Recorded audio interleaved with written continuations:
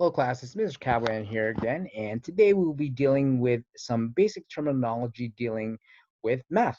So you will be learning a bunch of new words today and just how it applies to how we can describe polynomials by what are called degrees. So let's get right to it.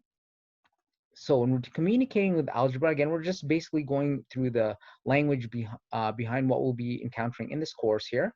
So there's just going to be a lot of new terms, and we're just going to learn how we can apply them to different types of expressions. So when we're looking at communicating with algebra, again, that's exactly what we're doing here is just understanding what the different words in math mean when we're given a math problem or an expression. So basically with algebraic expressions as just a way to represent the information from math and be able to express them in words here. Now the first term that we're going to look at is the word term. So in math, what a term is, it's a combination of both what are called a coefficient and a variable. Now what a coefficient is, it's a number that's attached to a letter. So the coefficient, as I said before, is always going to be a number. Now the variable, that's going to be the letter, and in this case here, that's going to be the letter x. Now you notice that the 3 and the x here are grouped together side by side, and we're going to see later on is that whenever you see a coefficient and a variable grouped together, they're grouped together by multiplication, but we'll see that in a future lesson here. Okay, so that's what it means by a term. So anytime you see a combination of a number and a letter grouped together, that piece is what's called a term. So when we're looking at polynomials, this is what happens when you have a combination of two or more different combinations of terms. And basically what we can have here when we're dealing with different terms over here, if you only have one term, that's what's called a monomial. Okay, and a binomial is going to be two terms, and trinomial is going to be three terms. Now, for the purpose of this course here, four or more terms, you're just going to simply refer to as a polynomial. Now, what we're going to look at here is what it means by the degree of a term and a degree of a polynomial. So when you're looking at a single term, meaning one item that's a combination of a coefficient and a variable, what you're going to look at here is the exponent attached to the variable, or whenever you have two different variables, you're going to look at the sum of the exponents of the two different variables. Now, you're probably scratching your head and you're thinking, wait a minute, when we're dealing with exponent laws, you told us to separate the variables and then you can only add the exponents of the same variables, which is true. That's why for this one over here, the only time that you add the exponents of different variables is when it's asking you for the degree of the term or the polynomial. So the example that I have here is if you have the term 2x cubed y to the exponent 4, the degree of that term there would be 7 because you would add the 3 and the 4 together to give you 7.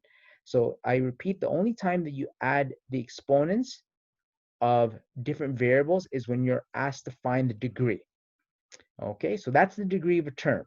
So whenever you have a single term there, meaning just one one item, then you focus on the exponents of that one term.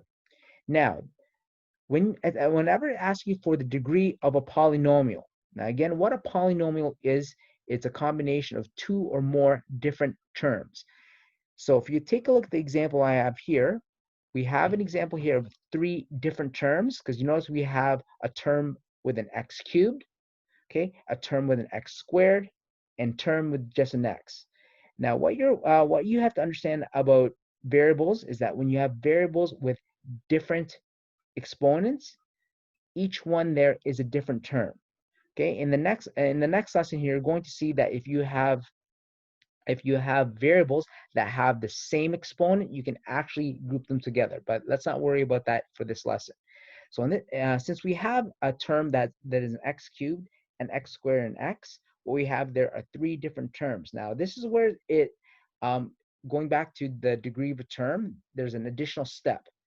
When you have a polynomial, the first thing we're going to do here is to first identify which term has the highest exponent, or in the case of more than one variable, the highest sum of exponents. Now, if you take a look at the example I have here, I have 2x cubed minus 4x squared plus 5x. Okay, the term with the highest exponent here is the 2x cubed term. So since that is the term with the high exponent, the degree of that particular polynomial is going to be 3. So we're going to go through a bunch of examples to help you understand how to find that once we get to polynomials. All right, so the first thing we're going to do here is to first be able to identify what a coefficient is and what a variable is. So for the first question, it says Eric earns $8 per hour. His total earnings can be expressed as 8x, where x represents the number of hours worked. Now we're just going to focus on the 8x here to identify the coefficient and the variable. Now, as I said before, when we're dealing with a coefficient, okay, the coefficient is always a number. Specifically, it's the number that's attached to the letter. So for 8x, the coefficient for that will be 8. Okay. Now the variable again is always just a letter. So the variable for this example here will be x. Okay. So as I said before, the coefficient is always a number. The variable is always a letter. Now, for this next one over here, is the depth of a pebble thrown into a pond is expressed as h equals negative 4.1 t squared, where h is the height in meters and t is the time in seconds. Now, we're just going to focus on the negative 4.1 t squared for this problem here. Now, be very careful for this one here, so pay attention to which one here is the coefficient and which one here is the variable. Now, remember, as I said in the previous example, the coefficient is always a number, specifically the number that's attached to the variable. Now, in this case here, okay, the only additional thing you need to pay attention to is the fact that we have a negative. So the coefficient here is going to be negative 4.1. So anytime you see a negative attached to the number, that is part of the coefficient. Now, the variable, as I mentioned in the previous example, is also just a letter. Now, for this one over here, we have the letter t, and you notice that it is squared. However, we are focused on the fact that the variable is just a letter. So the variable for this one here is just going to be t. Okay, you do not include the squared. Okay, so looking at these two examples, again, you notice everything remains the same. The coefficient is always a number, and the variable is always a letter. So let's take a look at some more examples here. So the formula for the area of a triangle is A equals 1 over 2 or half BH. Now again, going back to the previous example, the coefficient is always a number, okay, and the variable is always a letter. This one has a slight twist to it. Okay, for the coefficient, as I mentioned before, it's just a number, and we're focusing simply just on that 1 over 2 BH. And the only number that's associated with that, well, you guess it, it's going to be the 1/2. So that's the coefficient. Now, the variable, this is where there's a little bit of twist because we don't have 1, we actually have 2. So the variable in this case here is both the B and the H. Okay, so you have to identify both letters. Okay, this next one over here, we have A equals S squared. Okay, it's the formula for the area of a square, and S represents the length of a side. And we're focusing on the S squared. Now, again, this is another one that you have to be careful with because something's kind of hiding here, okay? Now, remember that the coefficient is always a number. Specifically, it's the number that's attached to the letter, okay? Now, in this case here, the coefficient is actually hiding from us here, but you just have to remember that when you're looking at a variable or a letter, there's always, always, always a number in front. Okay, and the number in front that's hiding in front of that S there is the number 1. So that will be the coefficient. Now, the variable, as I mentioned before, is just a letter. And just like the one of the examples from the previous slide, okay, in this case here we have S squared. However, the variable is just the S. All right, last but not least here, we have Sandeep walks 10 kilometers to the mall. Now, for this one over here, we're only focusing on the number 10. So we actually don't have a variable for this one, and we only have a number, which happens to be 10 here, okay, which actually, because there's no letter, this is what's called a constant, okay, and the variable, as you can see, is not there, so it's none. All right, so again, when you're dealing with coefficients and variables, okay, just know that the coefficient is always a number and the variable is always a letter. Okay, so the next thing we're going to do here, we're just going to classify the polynomial simply by the number of terms it has. So remember that when we're looking at terms, a term is a combination of a coefficient and a letter that is grouped together.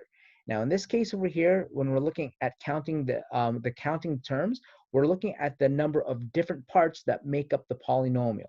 So for the first one over here, notice we have 5x squared, negative 6x, and minus 10. So if you look at those three there, notice they are three different terms.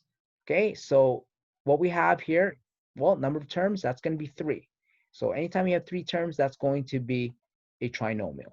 Okay, now just to talk about the x squared and x, again, these are 2 different terms over here because this is an x squared and this is an x. So even though they're the same letter, since they have different exponents, okay, they are different terms. Okay, also considered unlike terms, which we're going to talk about in a future lesson. Now, for this one in the this next one here, the 7a, we only have a single term, so number of terms, just 1. Okay, so that's a monomial. And last but not least, we have negative 6y squared plus 10z. We have 2 completely distinct variables, which automatically classifies it as 2 completely different terms. So that's going to be 2. Okay, and that makes this a binomial. Okay, so again, when you're looking at polynomials, you're looking at the number of different parts. Okay, and then that will classify what type of polynomial it is. All right, so now that we have that, let's now take a look at degrees. Starting off with the first one, we're going to look at the degree of a term. Now, notice that all the examples I have for this example all consist of only one term. Okay, so that's what I want you to see from this example and compare it to the one we're going to see after this one. So for this one over here, when we're dealing with the degree of a term, you are looking at the exponents. Now, for the first example that we have here, notice we have 2 different variables. Okay, so remember that only for finding the degree, this is the only time that you can add the 2 exponents from different variables here. So the sum of exponents here will be 2 plus 3, which gives me 5. So the sum of the exponents here, since it's 5, this will be a term of a degree of 5, or a fifth degree term. All right, this next one over here, we have negative 7x. Now remember that anytime you see a variable and there's no exponent there, there's really an exponent of 1 hiding there. Okay, so that will be a degree of 1. So long story short, if you have a single term and there's an exponent attached to it, whatever that exponent is, that automatically becomes the degree. Okay, now what we have here for this one is 9a squared b, and just like the previous example, okay, this b has an invisible one attached to it.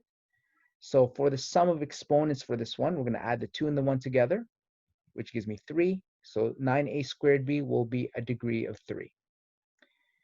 Okay, now what we have here is 3xy here, and both the x and the y have a degree of 1. Okay, so from here, we're going to add those 2 exponents together here. So 3xy will be a degree of 2. So again, just be careful that anytime you see variables, especially if you have 2 different variables, if there's no exponent, there is an exponent of 1 there. Now, for this last one over here, notice we only have a negative 5, okay? And there is no variable, or there are no variables. So when we have just the number, okay, there's no exponent associated with it, because the sum of exponent only applies to variables. Okay, so this particular term will be a degree of 0. All right. Okay, so before we proceed to the next example, keep in mind when you're classifying the degree of a term, you're only dealing with single terms. So in the next example here, it kind of ties into this one. Is the fact now we're looking at polynomials. Now, if you take a look at the chart here, okay, the chart is set up for you to help break down how you can identify what the degree of a polynomial is. So start off with the first one. Notice for the first example, we have 2 different terms. So in order to find the degree of that particular polynomial, the first thing we need to do is to find the term with the highest degree.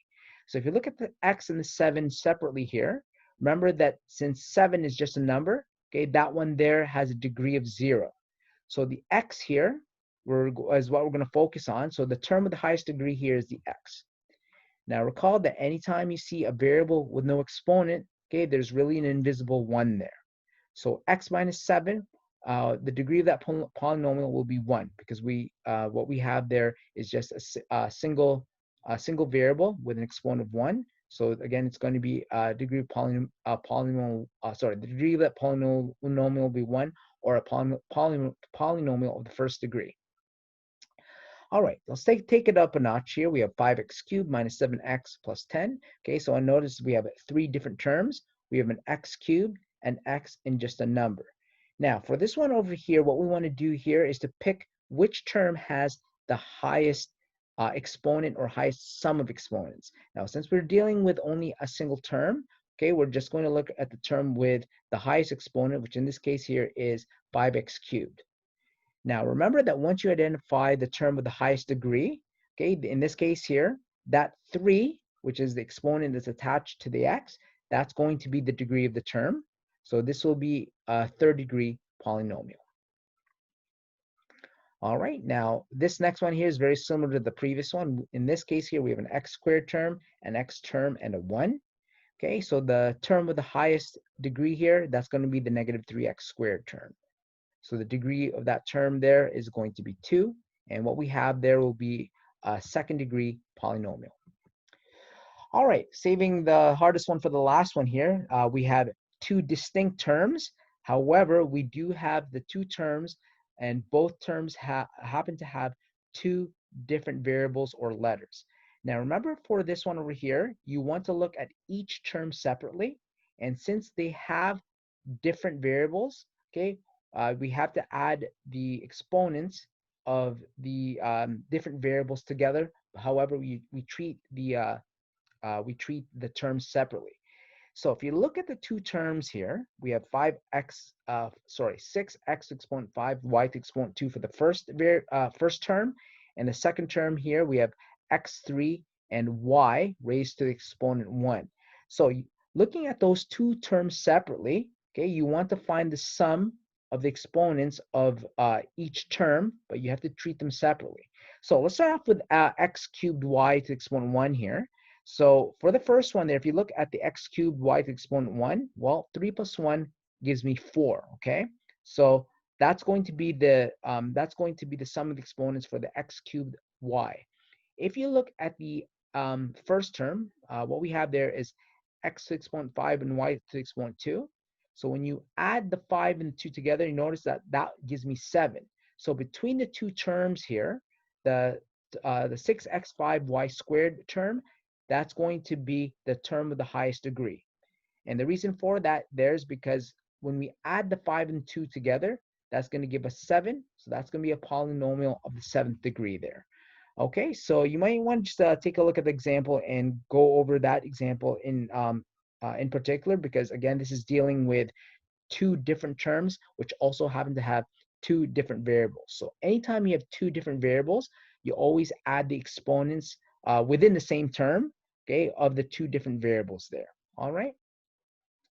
Okay, so the last thing what we're going to do here is we're now going to look at mathematical modeling, which we're going to take okay, and express it as an expression using a formula here or an equation to help us draw answers based on the problem that's going to be presented to you.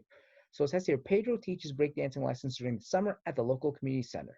Pedro gets paid $200 for summer, plus $10 for each kid taking his classes, and $15 for each adult that takes his class. And what we want to do here is we're going to use P to represent Pedro's total pay, K to represent the number of kids, and A to represent the number of adults. What we want to do here is to use those letters, okay, and the numbers that you see in the problem to come up with an expression that models this relationship. All right, since we want to find the total pay first, we're going to start off by writing this down as P equals, okay? So P equals something. Now you're probably wondering, well, what is that something? Well, we have to base that on what we have here. So it says here that K represents the number of kids, okay, and it's going to be $10 for each kid, okay, and $15 for each adult. Now I'm going to do it in the order that's presented in the problem here. So for the first thing that I have highlighted here in pink is that it says here Pedro gets paid $200. Now what this refers to is the fact that regardless of how many kids or adults he gets, he's going to get paid $200 up front. So we're just going to write that down like this. And notice there's no variable or letter attached to it, which means that this Pedro gets $200 regardless. Okay, this is again, this is an upfront cost or a base fee. So the next thing we're going to look at here is $10 for each kid. So a good way to understand this here is that for every kid, Pedro is going to be getting paid $10. So mathematically, that would be 10 times every kid. So when you multiply a number to a variable, all you get there is simply that a combination of a coefficient and a variable grouped together. So what we have there will be 10K. And last but not least here, now that you've seen how to group numbers and letters together, when I take the 15 and I multiply it to the number of adults, which is represented by the letter A, that will give me 15A. So that will be the expression that helps us come up with what we're going to look at in the last example for today. Okay, so using this expression here, what we want to do is break this down. So we have the different variables there, and we're just going to identify the term and then explain in words what that term means. So what we have here for the term P over here, okay, remember that was Pedro's total pay in dollars.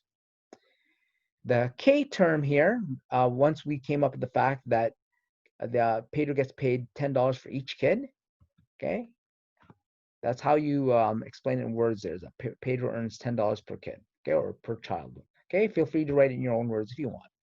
Okay, so the variable A is the number of adults, and 15A represents the fact that each Pedro will be getting paid $15 for each adult.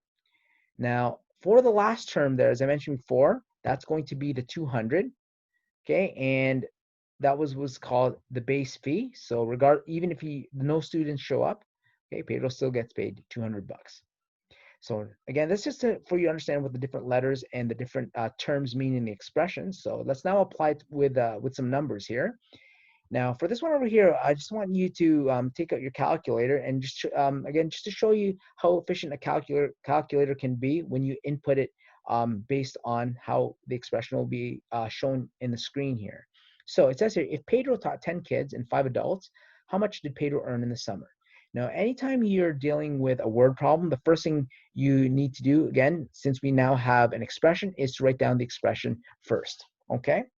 And the reason for that is because it's going to help us understand where we're going to put the 10 and the 5 into this expression.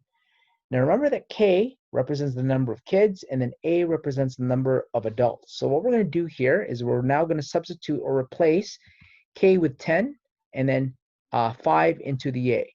Now, it's very important in math. Now, again, getting to proper form is that anytime you substitute or replace a variable with a number, you always put the number in brackets once you replace the variable. So notice in the next line here, when for the K and the A respectively, when the 10 goes in for the K, notice I put the 10 there in brackets. Okay, and then when I put the 5 in for the A, I put the 5 in the brackets. Now, in the next step here, I want you to input that, the 200 plus 10 and the 10 in brackets, plus 15 and the 5 in brackets in the calculator in one step there. And again, provided that you have a 2-line calculator, okay, your calculator will already know, for example, that these two tens will multiply, and then the 15 and the 5 will multiply. Okay, you actually don't need to worry about that if you have a 2-line display calculator. So when you punch that in and you press equals, you'll get a value there of $375. Okay, and don't forget, for all word problems, you need to come up with a therefore statement, which in this case here is that Pedro earned $375 this summer. All right, so that wraps up communication with algebra. So you can continue working on the workbook or the questions from the textbook, and I'll see you in the next lesson.